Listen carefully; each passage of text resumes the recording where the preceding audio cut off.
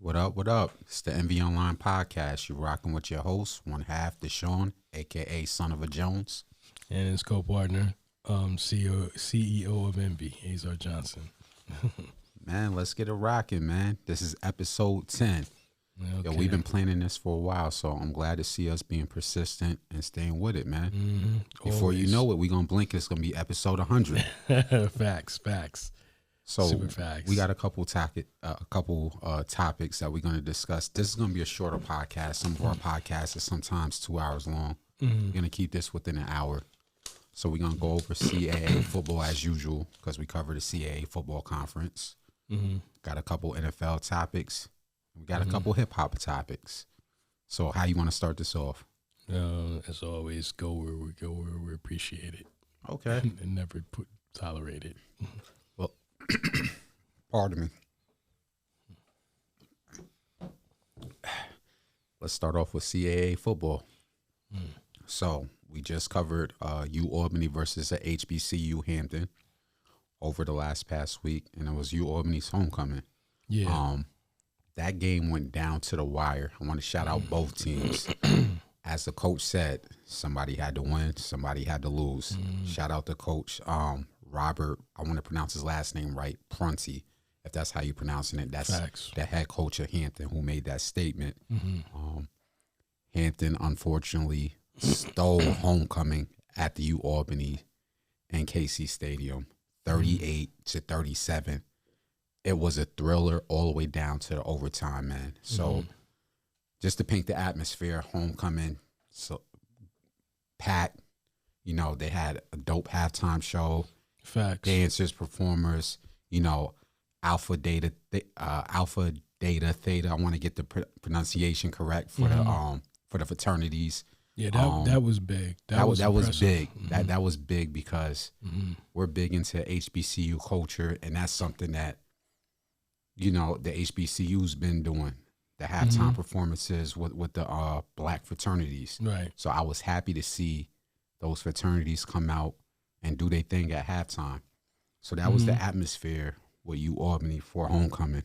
The game started off, I'm be honest, I was looking, I was like, yo, U Albany's about to get this. They started off running, jumped out to a 7-0 lead with Reese hitting Greeny. And I'm like, here we go. Right.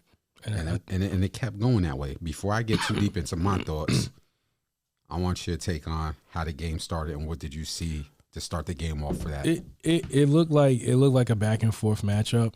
Maybe Greeny was definitely listening to you because he definitely, after the previous week performance, he definitely stepped it up. It all changed.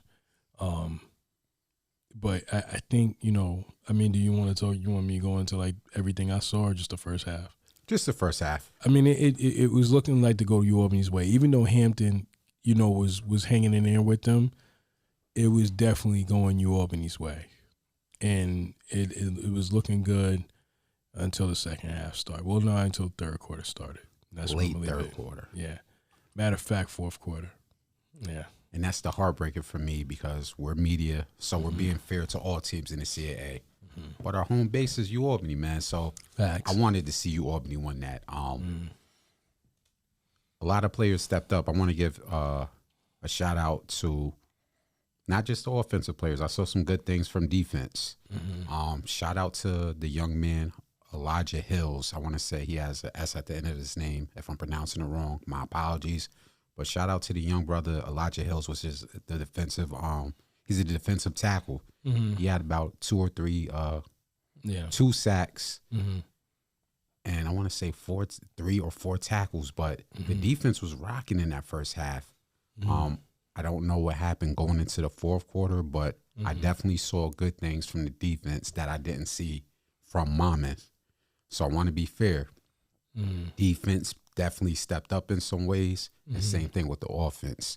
Yeah, facts. I you know, the defense did their thing. But for whatever reason, it just looked like a replay from the previous game. We was in New Jersey covering the game in Monmouth. that it was the previous outcome.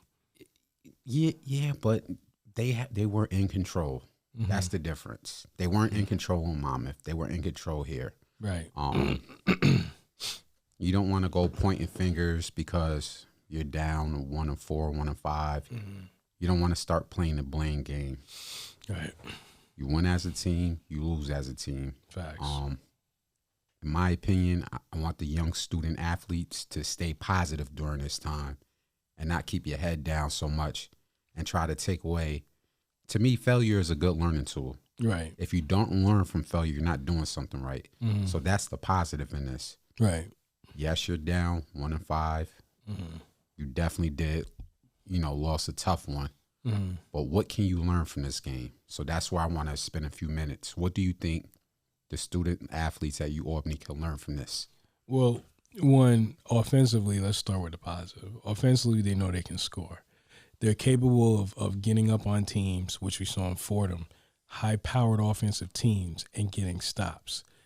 The word I want to use with them is that what they can learn is that they're capable and they're skillful and they have a lot of talent to be just as good as the team that's on the top, which is New Hampshire right now at the point. Now, the flip side of that is, the bad side is that the word is they're not consistent. Okay. They get stops, but then they don't consistently get stops. And then also, like you said, you can't just blame one person. You got to blame both. So offensive-wise, for whatever reason, it just went downhill in the fourth quarter. They seemed like they couldn't get nothing going. Then they went for it in overtime, and then they couldn't get nothing going. I'm sorry, I'm not going to talk about it. We'll get there. But let's just say this. They weren't consistent in offense, and in defense, they weren't consistent in getting stops. And I think primarily it has to deal with that secondary. Okay. That secondary it's like what Coach Gatso said at the press conference. He's like, we were playing cover 3, and we still couldn't stop the deep ball. So I'm more of a basketball person as far as defensive coverages and so forth. You're very good on with football. When you say cover 3, break that down for the people that's going to watch this on the playback. Cover 3 is basically the corner and both safeties drop back. There's 3 guys in the backfield. And then there's one person on single coverage. So even that guy that's on single coverage, he shouldn't. That's your best corner, because Legion of Boom used to play it. But the cover 3. There's 3 guys back there. They can't get the deep ball. Basically, there's 3 guys back there to make sure the deep ball never happens. And for whatever reason, I never forgot, because the play happened right in front of me. I wish I had my phone at the time. Oh my God, the quarterback, Malcolm Mays. Yes. He went deep, and I don't have my notes in front of me, which I apologize. Is this the one where he hit Julius Bonds? He hit him deep right in the end zone. Okay, I got that right play. In the end zone, right in front of me, and it was crazy, because they were playing a cover 3, and the safeties or the corners looked confused back there. That at this stage in the season shouldn't be happening. So they got to get deep. It's the fourth quarter. They're down by 14. They have to come down the field. So if you keep them in front and make them methodically move down the field, it's going to work. I don't know how they got deep balls. Hampton should have kept trying to figure out. They should have kept, even when I noticed, this is the thing I noticed about them. When they got midfield, they started going deep. The minute they started methodically moving down the field, they started going deep. I know what Goss was trying to do. He's trying to keep them working. And instead, when they got to midfield, they said, oh, no, we're going for the juggler. Went deep and scored. What did I tell you when we was pulling up for that game? Yeah, you said, I said, before we got out, I said, yo, Azar, there's a wide receiver that plays for Hampton. His name is Jadakiss Bonds. UAlbany needs to pay attention to number 81. In the first half, we saw him trying to get going. But he wasn't getting going to the second half. The second half, he was on full display. Right. And speaking to the deep balls that he caught, first downs, the completions, yeah. Can we talk briefly while we're still on this topic, how they switched quarterbacks? Yeah. Because UAlbany defense was, I can curse, they was on his ass. They locked him down. The first quarterback. Malcolm came in there. The coach noticed it. Had Coach Robert Prunty and obviously the defensive coach. They adjusted properly. Yep. They adjusted properly. Yeah. Brought in Malcolm Mays, trusted him. I want you to speak to that. No, and you know what else makes that ill? Because then you got him going to Jadakiss. And Jadakiss did exactly what you told me he was going to do. And it looked like complete. You know what? When they were playing a cover 3, that's probably what was the problem. See, it's like what DeAndre Hopkins talked about today when he was coming back. He said, last season I didn't do the numbers I usually do, but I got other guys open.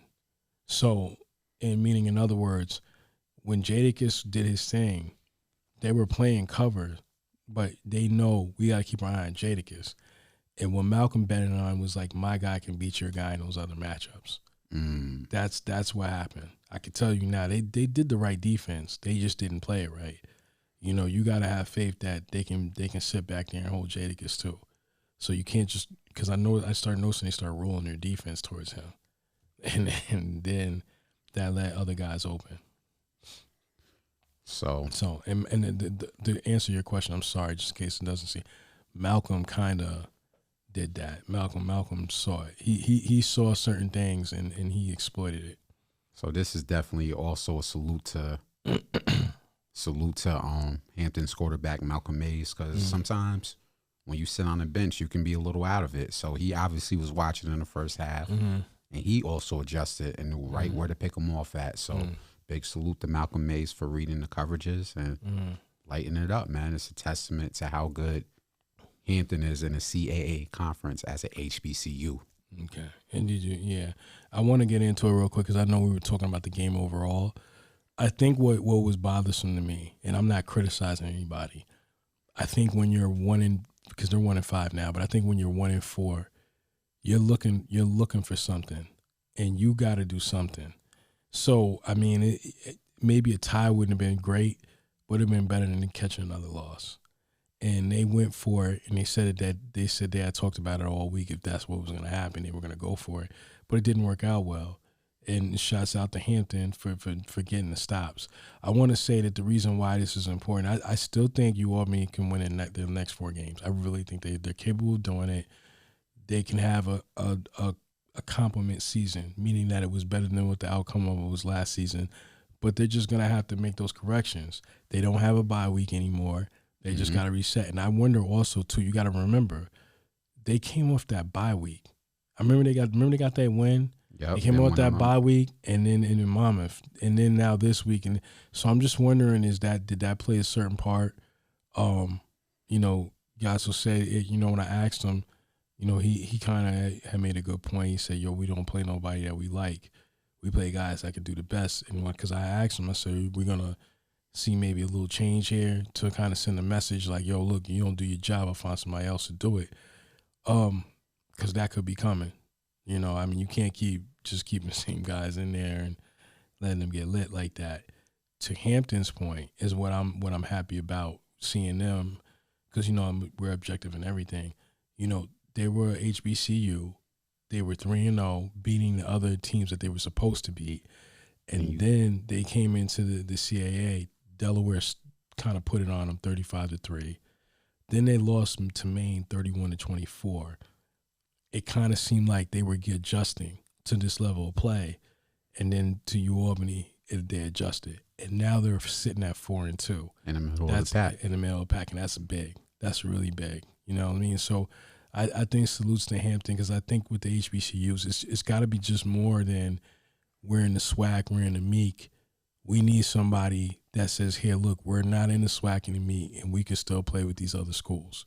So I think that salute to them for showcasing that. And, you know, it is what it is. I hope because they got Richmond this week, and Richmond's no joke either. So, you know, we'll see how that works out. Hell of a game, like I said. Shout out to both teams. Shout out to both sets of student athletes. Big salute to Hampton. They pulled it off.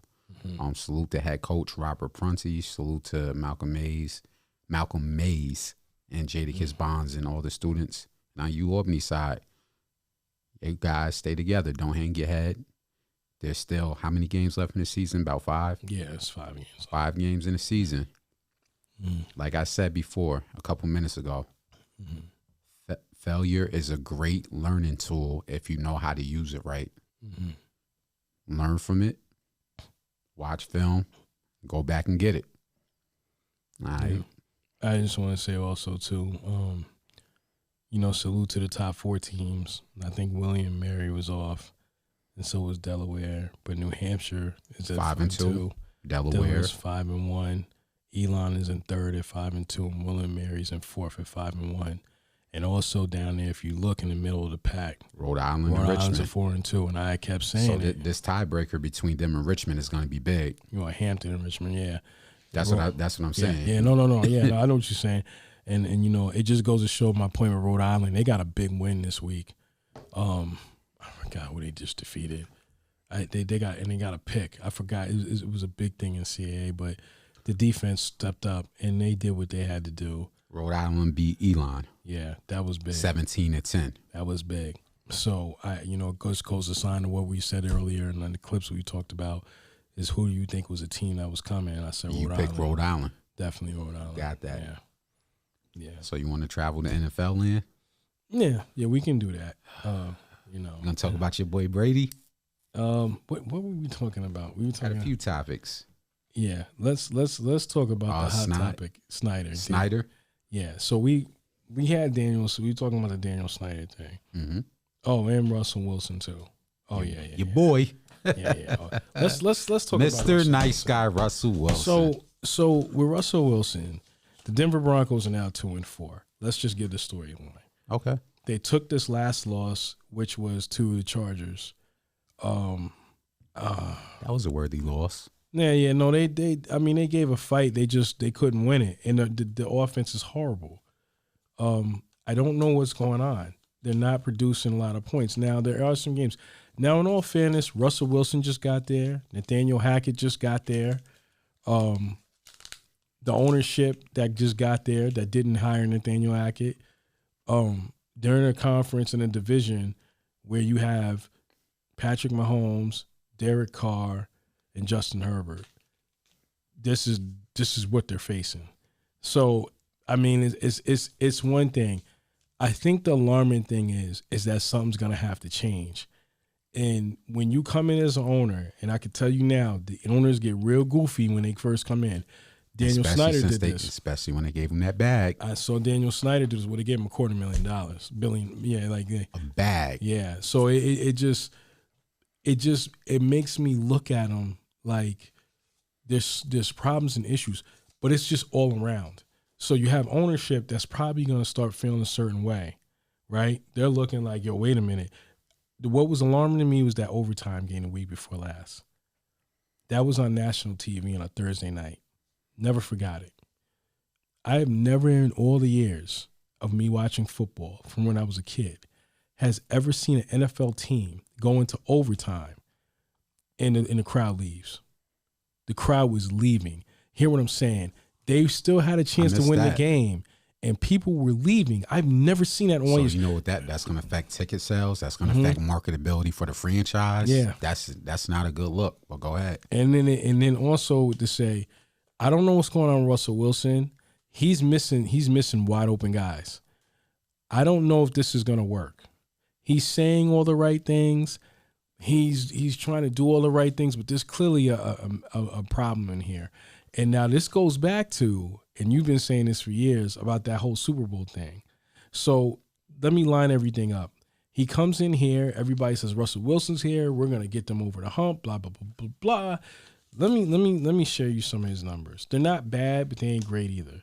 So they why you do that? They lost. So this last game they lost to the Chargers. He went 15 for 28 for 188 yards for 1 touchdown and no interceptions. It's not bad, but I mean, really, those are decent numbers, eh? Okay. So in the overtime game, to the Colts where people were leaving, he went 21 for 39 for 274 yards with no touchdowns and 2 interceptions. Ouch. And then the Raiders game, which he lost, was this is the past 3 games. The Raiders game when he lost, he went 17 for 25 for 237 yards for 2 touchdowns and no interceptions. Now that wasn't bad, but they still lost. I'm watching him miss guys that's wide open. You're scrambling and you don't even have to. You have a defense that can hold teams under 20 points. You have you had a running game until this running back towards ACL, but you still got a good running game. You got Cortland Sutton and Jerry Jeudy. And on top of all this, now there's reports coming out that Russell Wilson, you can't call Russell Wilson. You have to call his manager to set up a call to talk to him. I can tell you right now, I never played on that level. And what contact? So, like, say if you want to just call him and be like, hey, yo, Russ, I want to, you just want to get at him. You can't talk to him. You got to talk to his manager. I just want to say, that's coming from Marshawn Lynch. Oh. So that's a problem. That's not good at all. Meaning, in other words, this is not the rap game. What are you doing?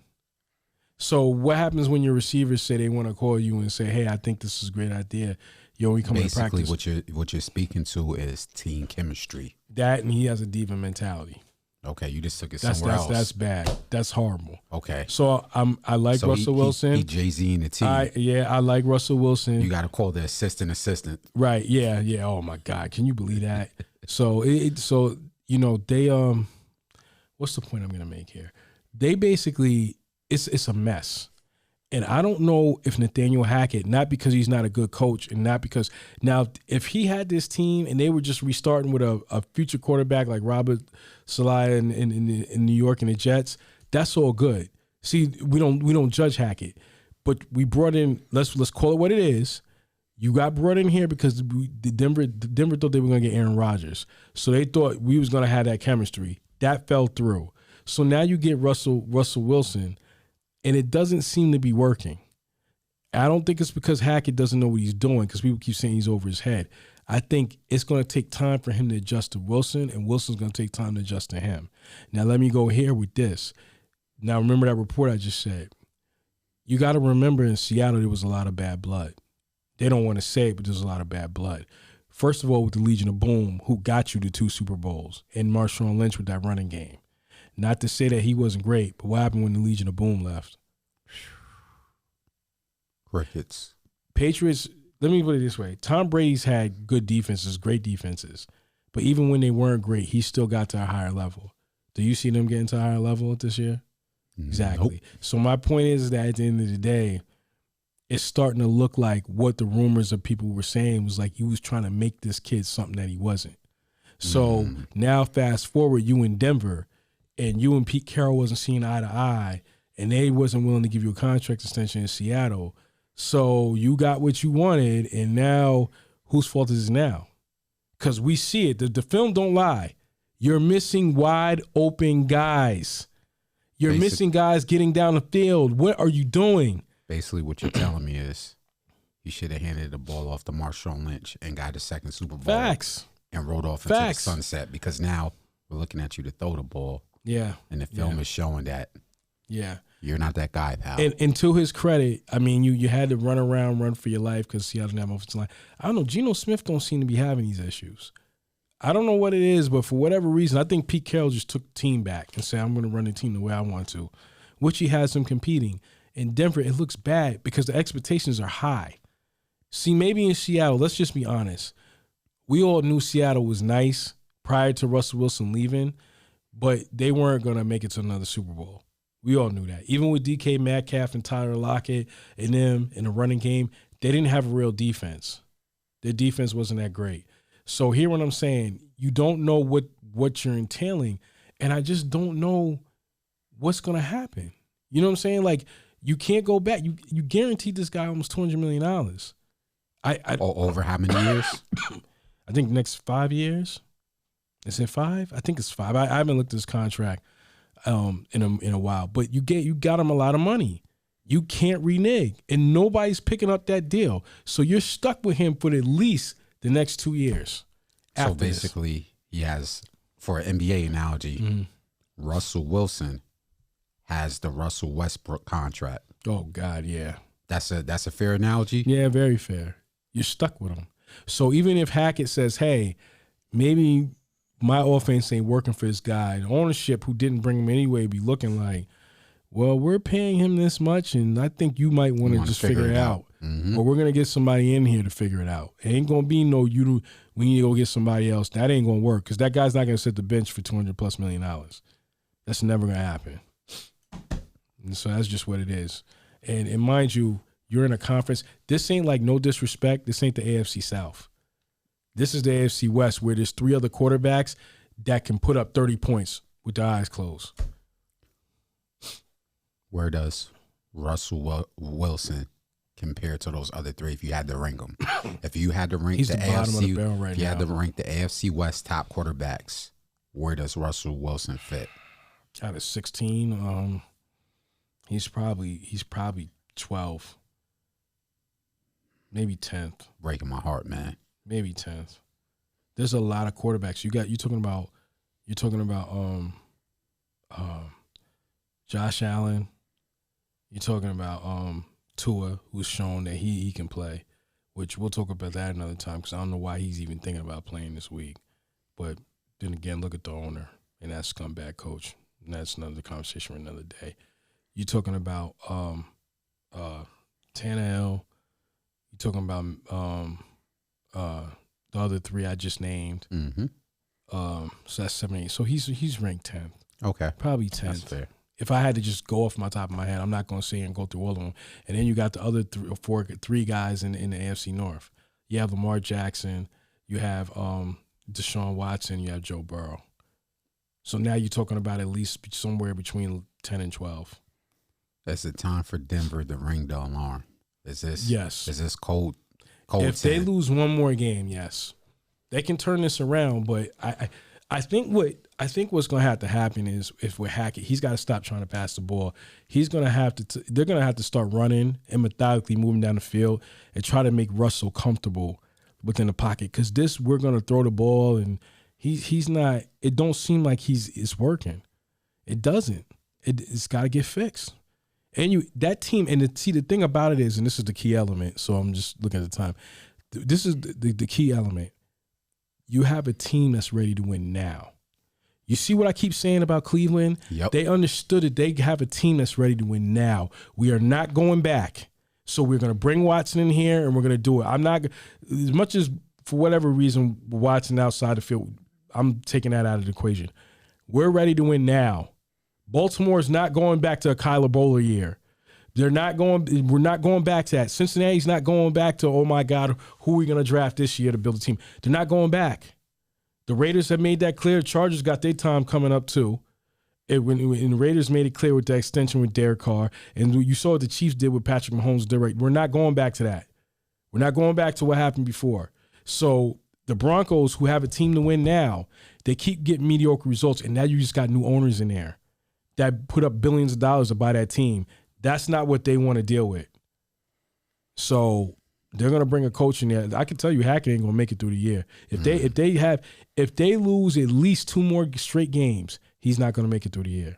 Over or under? What they make when they lose their next 2 games? You saying no? You pitting it up?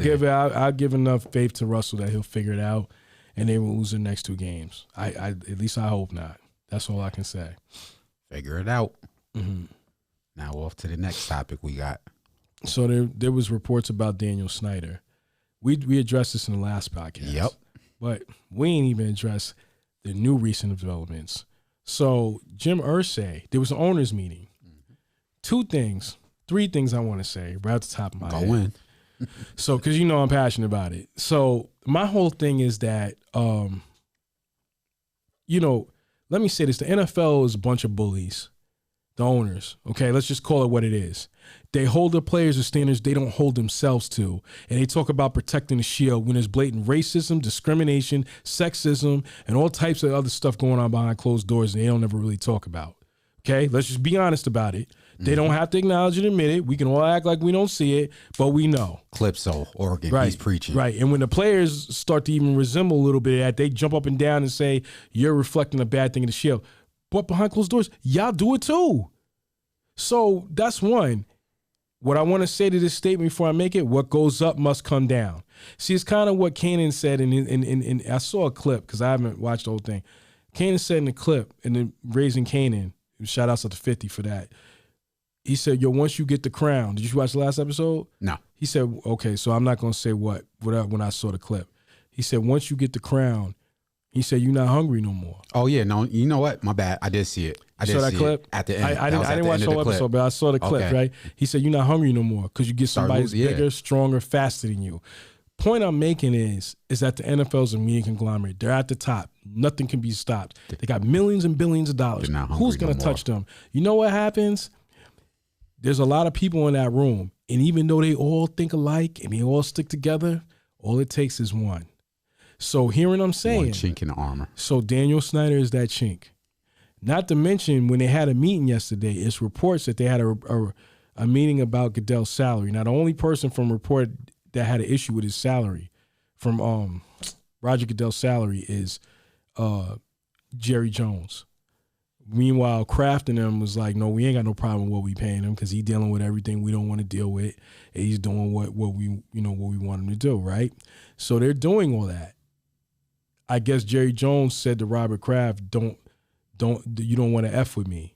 And Robert Kraft's looking, he said to somebody else, who the F does this guy think he's talking to, right? So you got that going on. What was the key is that after the meeting, Jim Irsay comes out and say that there's a merit to get rid of Daniel Snyder because of all the reports.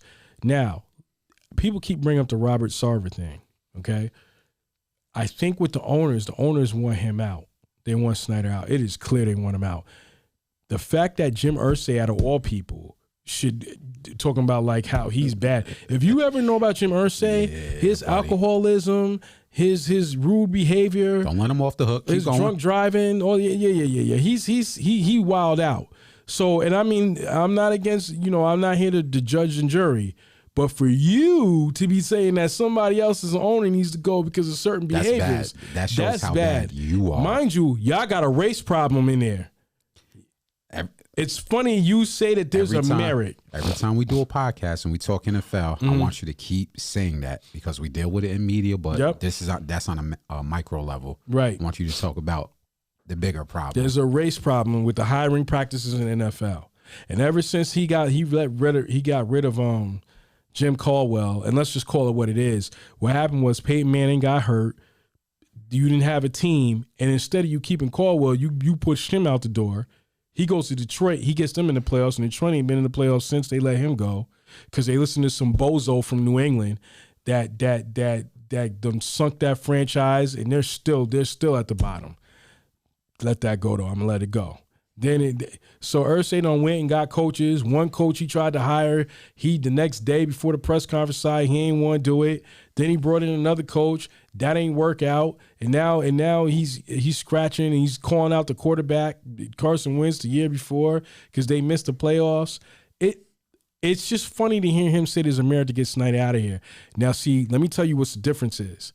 What I think the difference is with him and Sarver is Sarver has made it clear. He had made it clear. If y'all try to get me out of here, I'm gonna speak. So what the owners did, and let's call it what it is, and it's just in my assumption. It's not a fact. I think what they did is went to those sponsors and said, "Y'all need to go deal with this dude because we can't, and he'll blow us up." With Snyder and them, I don't think they could try that, but he gonna tell it. He like, "Oh, y'all want me out of here?" And that's what what I tell you. That's what I want. That's what I want right before the collect players. If you listening to me, y'all might want to start digging up some dirt. Yeah, let them say as much as they spy on players and send because they talked about this. I forgot what podcast it was. What's the podcast with the dude with the light skinned dude with the dreads and Brandon Marshall? Pivot. Yeah, so they had Pivot or I Am Athlete. They had somebody on, and I forgot what athlete it was. He was like, they were telling me, stop going to party. Stop going to party. He said, oh, man, I'm young, so I went to the club anyway. It was a basketball player for the Spurs. He said, I got called in the office the next day. He said, what did we tell you? He said, we told you to stop partying, right? Well, we had a private investigator follow you around. You don't think the NFL is doing that to some of these players? Facts. So once again, before the collective bargaining comes up, because y'all have no leverage, y'all might want to help Snyder out because if he tells what he says he has, he's acting like he got that big ace. He's acting like he got that joker in a spades game. Yeah. A lot of domino chips is going to fall. That's the only way to create leverage for the players. You want all this to come out. Yeah. As bad as it might sound, people, oh, we don't want to hear that. Oh, it's racist, blah, blah. I want it all on the table. Yep. Hit everything. Want you to blow it up. Mm-hmm. And let me go here, and Snyder is no saint either, but because there's a lot of discrimination and harassment and all types of stuff going on in there that he did. And I can tell you now, he ain't gonna get no new stadium because there was reports he was trying to look into Virginia to try to get the Commanders down there. That was nobody's gonna give him no money for that, man. Now let me tell you what else is gonna happen. That's why the owners are probably letting him out to dry. What else is making him look bad is Ron Rivera, mind you, because he done been opening his mouth when he ain't supposed to, and was saying how stressful it is to come into work every day and have to deal with this mess. Because they're on the field. They ain't got nothing to do with what goes on in that office. You think Carson Wentz or any of Terry McLaughlin, all those guys, guys ain't worried about that. They don't go in that office. They ain't got nothing to do with that. So whatever's going on in there, that's between, Snyder and them. But they have to answer to it. And I mean, it's a lot of bad things. You know what I can't keep forgetting? And I know I brought this up the last podcast. When Gruden let out those emails, he was speaking for a lot of those owners. I'm going to say that one more time so you understand what I'm saying. There was blatant discrimination. There was good old boy type of description of how Morris looks like, basically to the essentials of an animal. That's very, very racist towards black men. And we all know what that is. Mm-hmm. I'm not going to say the word. But the fact of the matter is, he was making those comments to a team president up under your organization. I know, even though you ain't in those emails, from what they pulled. Allegedly. You were in that circle too. Gruden is well embedded into that culture in the NFL. So he knows a lot of owners and he knows a lot of those GMs and team presidents who Bruce Allen, good luck, and you ain't getting no job no more. I can tell you now. And I'm shocked Jay Gruden's even back around. Point I'm making is you were in that environment. He was speaking for a lot of those people in that room that was in there yesterday. So y'all better hope those emails from Gruden, because Gruden ain't going away either because he filed a lawsuit. And the NFL's trying to keep all that stuff out of the public. They're still in court trying to fight that. Now you got Snyder. And I'm going to tell you now, if you try with Sarver, Snyder's going to go out kicking and screaming. I always said, what did I say to you? I think on one of the podcasts last week. It was a week before. I said, yo, there's a way that I always had a mentality like, yo, if you get at me, you might get me at one time. I'm gonna make you feel it. But I'm coming back. Mm-hmm. And even if I don't win, you ain't gonna walk right again. Or there's gonna be something on your face that you're gonna look in the mirror every day. Gonna get rid of it. Yep, it's gonna remind you. So I gotta take this L. So it's the same thing in the street terms. It's gonna be debilitating for you. Facts. It's gonna be something bad, and you're not gonna get out of it. Now CBA comes up. So the owners know, I mean, as much as they don't want him in the room, for the betterment of the Shield, which is basically another code for AKA protect our behinds, they're going to might roll with him. But it's just so much pressure. It's too bad. All that stuff that came out. Did you see all that stuff that came out? Saw some of it. Some women were complaining. Now you got Gruden in them and Bruce Allen that was part of those emails, because people ain't forgot about that. Then you brought you got two minorities and high figures in the team. I mean, and that kind of just looks like a handover position. There's another word I want to use for it, but I ain't going to do it. It's like a handover position. Yep. You gave him a C position, a COO, and I'm not going to use the other word, position. Mm-hmm. So you basically gave him that, and they're going to try to fix it. But I mean, I don't know how you're going to do it. It's bad. It's really bad.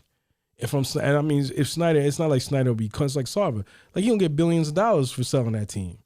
But I mean, it's your team. And it's something you don't want to give up and probably wanted to pass on to your son. And he can't do that no more. So I can assure you now. My feelings is so hurt if for that. If they don't get Snyder out of there, the owners don't, I can assure you the sponsors is next. Mm-hmm. And if the sponsors don't get him out there, then but either way, they succeed. That's why they're stalling. Because they know if they put him out, he's threatening the show. And they're like, oh, that's absolutely false. Yeah, okay. Mm-hmm. Mind you, you got Jerry Jones looking, and him and Kraft is going at it. See, there's beef going on. There's too many cooks in the kitchen. That chink in the armor is revealed. Yeah. Yeah. It only take one. That's facts. It only take one. That's facts. So I think that when you look at it, there's a lot more coming. We have yet to hit this down the line, whatever podcast we at, whatever number we at. I got a feeling within, you talk about over under, the next 10 podcasts, I guarantee we'll hear something else. And I mean, it'll be really damaging. So it's either he's going to get a team up and they say, yo, look, man, you're going to get billions of dollars, just go away. Or he's going to be like, no, I got something I want to say. Yeah. Whoever wants to listen, please do. Well, that's our topics on the NFL, man. We're going to come back with a lot more stuff on our next podcast of sports, because outside of NFL is basketball season. Yep. And Tis the season, man. And we got a whole bunch to say. Facts. On multiple topics. And I'm going to say it because my partner's a very humble guy, and he always feels like I'll just show you better than I can tell you. Other than those unlike other individuals and outlets, we ain't just going to media day. We actually are there. We actually know the coaches. We study it. So we got a lot to say. Mm-hmm. And we got a lot to say about platforms. Let me say this one more thing. We got a lot to say about platforms that these big power schools go after these coaches. That's where we be at. Just want to say that. So we got a lot to say. Shouts out to the American East, CAA, and also the Meek. Mm-hmm. Both on collegiate level and in a professional level. Facts. We're gonna have some dope content coming up. Mm-hmm. Now we travel into the realm of hip hop, man. We got a few topics over this last 20 minutes. Okay. Let's start off. We didn't get a chance to talk about this last time, but let's start off with them receipts. Let me paint the picture. So, rap mogul Puff Daddy went to the Breakfast Club, did a hell of an interview, and a part of the interview, I forget if it was midway through or towards the end, they started asking him about the artist, the disgruntled artist, that reputation. Mm-hmm. So Puff felt like, you know what? I sat back all these years. I allowed people, this is from his perspective. I allowed people to tarnish my name. Now it's time for me to defend myself. And he pretty much said, yo, look, I'm open. Any artist who feel like they was wrong, I'm open. And this is coming in context of him going back and forth with Mace, because Mace said some things and so forth. So before I get into it, you got anything to say? Yeah, and there's artists like Black Rob, and there's artists like Biggie that are no longer here. To defend themselves. Because Gene Dale already exposed that. So if he wants to be open, you can open your behind over there to Gene Dale, and you can go say whatever you need to say. You didn't bring him up. See that's very interesting, because I was just gonna go there. Gene Dale, like, you can ignore him, because people say, "Oh, just ignore him; they'll go away." His story has been consistent for about 3 years straight. Facts. Longer, because he was talking this before the internet. Right. I'm just talking about him being with his podcast, his platform, and him interviewing with multiple other bigger platforms. His story hasn't changed. Yeah. And I'm not saying people can't lie, but it's been the most consistent story on him working with Puff behind the scenes. His story is for everything that was involved. And Wolf's not here neither, by the way. Just want to say that. So, I mean, he's saying like, yo, Mace owes him 3, and he could be right. Mace owes him 3 million. He could be right. That part. He could be right. But what about Big? We all know you took him out to Cali knowing that was at the highlight. Like, everything was still kind of hot. But when you went around to your tour, why you ain't answer about why you skipped California? So since he wants to be open, if he ever sees us, I want him to answer his questions. How come you ain't stop on your tour? How come you ain't stop in Cali? How come what happened to all the other artists? Because, like, he's, to me, and Gene talked. I'm sorry to cut you off. Gene talked about it. Like, Big didn't take them over to Bad Boy. Junior Mafia was never on Bad Boy. Junior Mafia used to help promote Bad Boy, and I never saw them over there. Puff never signed him. You don't think that's ironic? Big was my man, but he ain't never get over there with the Junior Mafia. You can never get them. How many stories have we heard of Puff doing people dirty? It's nothing new. You might hear something of Dame. I hear with him and Choke and all of them, but a lot of the artists all say the same thing. When it was Dame, he went to war for us, and he had our back. I don't like the way he did things, but they never said he did him dirty. With Puff, most of the artists that use it, Black Rob got done dirty. He helped and repped that. I'm not gonna talk about. Remember, there was I don't want to talk about the situation because it'll expose somebody. Oh, No. okay. We were doing something for our brand. Somebody was in there. Brooklyn? Was it in Brooklyn? No. It wasn't in BK. Okay. Somebody was there. We was in Westchester. Oh, okay. Somebody was there. Somebody was there. And they had spoke about somebody doing a video. This is at the time when he had all that heat going on. And the dude, and Black Rob, who held the flag down, he didn't even show up to his video shoot. Black Rob has consistently said, yo, this dude kind of just left me hanging. Shine said the same thing. Biggie was trying to get out of his deal. What about the business partner? I forgot his name. Kirk Burrows. He done said what he said. At some point, I mean, I don't think Puff. Let me put it to you this way. It goes back to that conversation when I went into that rant and said, "Yo, these dudes are scumbags." Now, I'm not calling Puff a scumbag, but look at the industry, and this is why our culture has failed, and it all ties in. So give me like 30 seconds. Go ahead. You got people out here. When we talked about the Supreme Team and all that came out of jail, and because you didn't have talent and skills, you decided you was going to try to extort artists that had skills. But you ain't go extort Leor Cohen or Jimmy Iovine or none of those people that don't look like us that own things. But all day, you showing up to somebody's door trying to extort them for those little peanuts. Can I throw a word in there? Please do. You heard this word before. That I think I said it like no. Go ahead. A couple hundred times. What's that? Black capitalists. Facts. Go ahead. Then you got kids that are getting signed to these artists, and this goes into the New York movement. We were around for this. And you got these artists that's getting signed, and you taking these kids, but you know these kids don't know nothing about no publishing. They do now because of the internet and everything, but back then these kids didn't know about publishing. What did one of the Locks members said when they were going through their That's another crew. When they were going through their dispute and trying to get to the bottom of it, he said he pulled paperwork and found out that his publishing for songs was in Puff's son's name. Facts. So when you say, "Oh, I got the receipts," do you got those receipts too about how you were hiding publishing and family members' names so it doesn't trace back to you? Facts. I think that was Styles P who blew that up. Yeah. Or Jadakiss. One of them. How are they writing songs or a part of songs, and when they want to receive publishing, they find out it's in your kid's name? That's dirty. But you got receipts though. Right. You got receipts. I think, see, people are not going to want to hear this. Because we hear it sometimes in other industries, like with the drug game. Oh, well, if nobody sells, if somebody's going to sell to them, it might as well be us. Black capitalism. Now, going back to these executives, they're not all scumbags. But it seems like what you heard artists complaining about going all the way back to Sam Cooke and them, when Sam Cooke started his own publishing company, he was trying to get other people to start their publishing company right before he was murdered. Yeah, let's call that what it was. Thank you for why saying it right. Why did I go there with Sam Cooke? But going back to them when artists were getting jerked for their publishing, what were we crying about? Not getting proper compensation for our artistry and our intellectual property. Right. I hate to say this, but some of these black record execs looked at that and said, "Oh, that's how I get rich. Facts. I'm going to screw them over, but I'm going to have a smile on my face because I'm what? I look like them." Right. And you.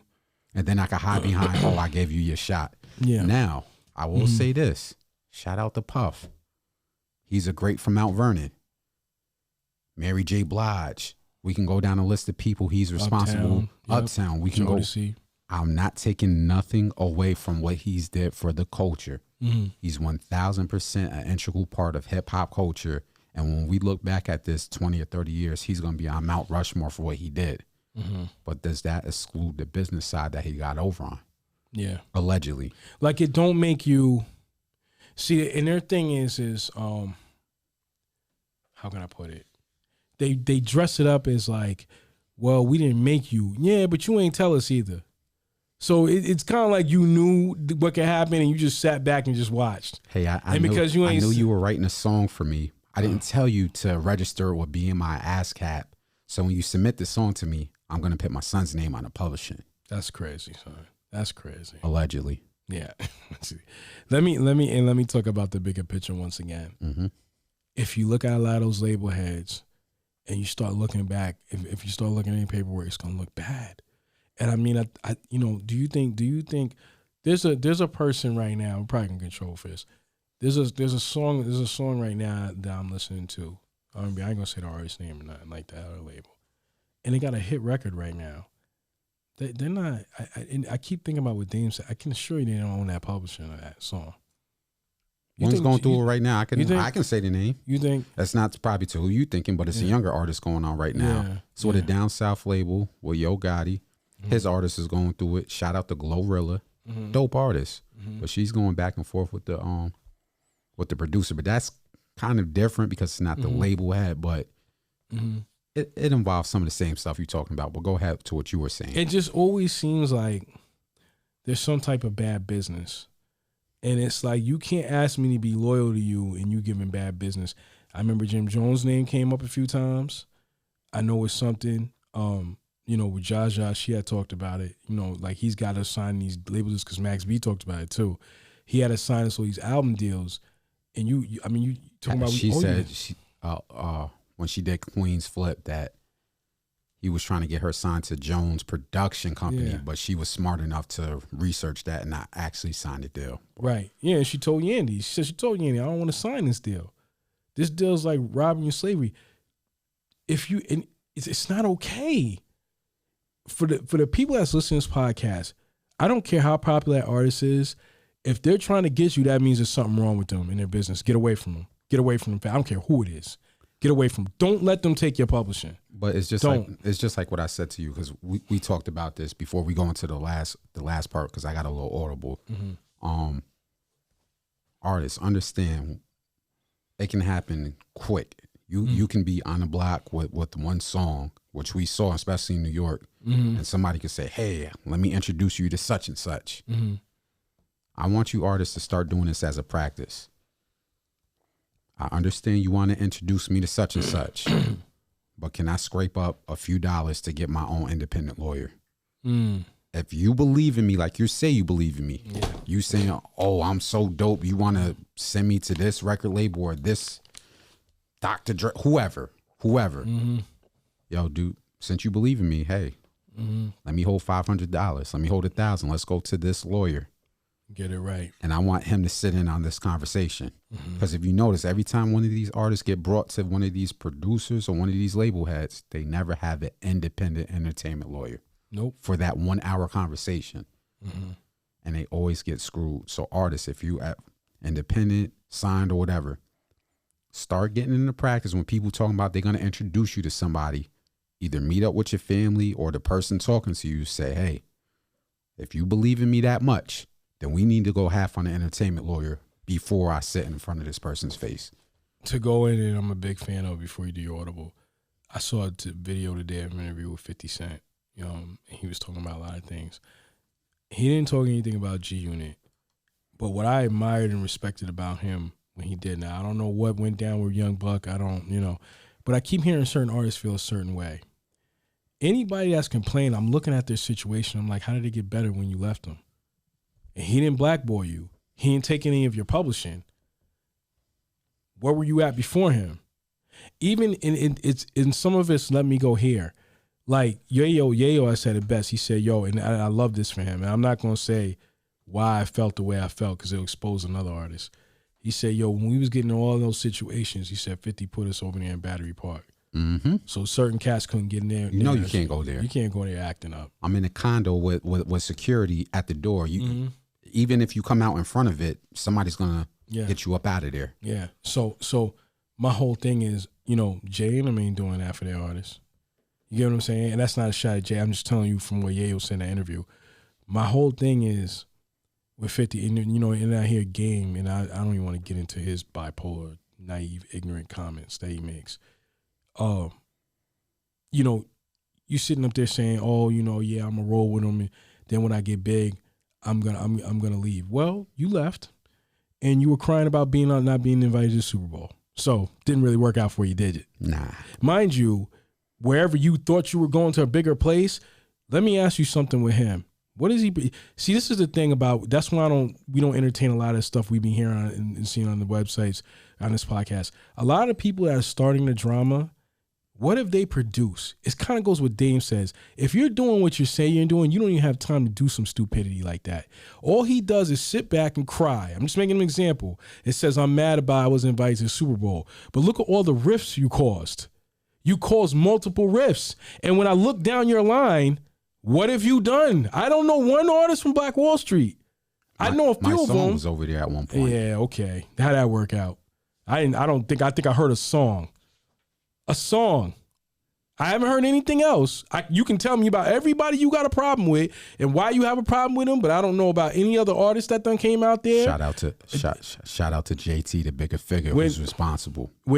Facts. Shout out to JT, the bigger figure who's responsible. Facts. I'm gonna say it a third time. Shout out to JT, the bigger figure who's really responsible for putting you on. Facts. Go ahead. It just seems like, like when 50, they said, well, 50 caused a lot of trouble. Well, I know this for a fact. Banks, Yayo, Young Buck, G-Unit albums. I mean, he helped his artists a lot, and he was an artist. And he helped Game, no matter much Game. And we all know Game's a liar because he said he wrote What Up Gangsta. Come on, son. It's no wonder they don't want you at the Super Bowl. And that's easy and researchable. They dropped the reference track, like somebody found a reference track immediately. Why would you lie about that? You're a grown-ass man. 40-something. And I just don't understand why these guys are doing it. But the point, the old major overall point is that it's only us doing that. I mean, it's just the ignorance and stupidity. And the fact is that somebody is just like, again, somebody needs to go talk to him. Like, yo, you can't be doing that, man. You got to stop wilding out. Well, let's bring it back because I don't want to make it seem like we're all over the place. I know. We did run into Enveonline, but this segment we were focusing on, the receipts and, if he has them, he has them. But you don't have all of them. Yeah, you're not gonna get me to believe that every single act that spoke up just didn't know the business well enough, and you knew it better than them. Yeah, I believe Styles P or Jadakiss when they said they looked for their publishing and it was in your child's name. That's crazy. Then when Mace got on TikTok, and I didn't like the way he did it, but he felt like that's the way he needed to speak to him, where he said, you want receipts? Ask your mother. He said, ask your mother. Basically what he was saying was, yeah, you're putting stuff in your mother's name too. So if people come to try to audit and look at you, it's probably hidden behind an account that your mother owns. So again, you want receipts? You probably got a few of them. You don't got all of them. Yeah. Before we close this out, I want to do a little audible. Go ahead, brother. So there was a dope moment in hip hop journalism culture. We're part of independent media. We not as big as a lot of guys that y'all follow, not yet. We're gonna get there. We follow Salute to Wallo and Gillie. They're a big part of the culture.